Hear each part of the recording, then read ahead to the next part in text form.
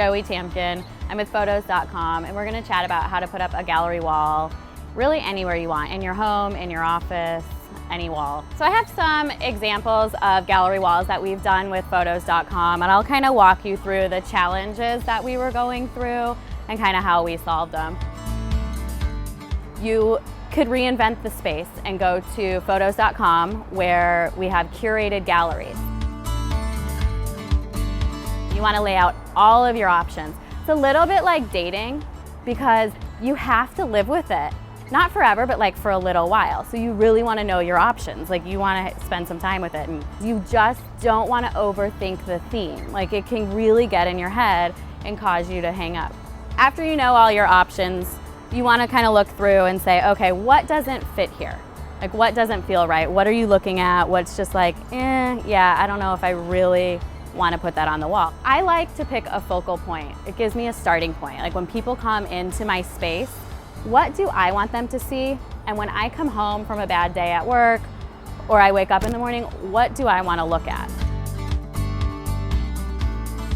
You really want to have a lot of butcher paper. And then the other stuff is obvious, like the nails, measuring tape, hardware, stuff you're gonna put on the wall. And you need a lot of space. You need to make sure that move all your stuff, have at least 2 to 3 hours that you can play.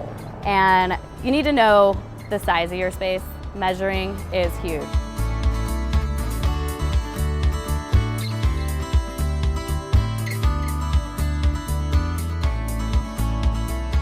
So when you lay out the butcher paper, you want to trace each image so that you have the exact size of the image. And you can either put the entire butcher paper piece on the wall and actually put the nails in the butcher paper, or this is how I do it. This is my favorite. I like to visualize how it's gonna look before I start putting holes in my wall. So you tape up your pieces of paper there.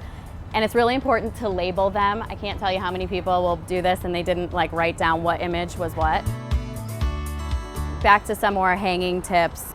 Really where you want to put the wire is measuring from the wire up to the very, very top of the frame. And then you'll subtract this small amount from the entire middle. For spacing, I like to say if you're doing a very, very symmetrical wall, 4 inches apart, and you can either do 2 inches, 4 inches, or 6 inches high, depending how many different rows you're gonna have and how big the pieces are.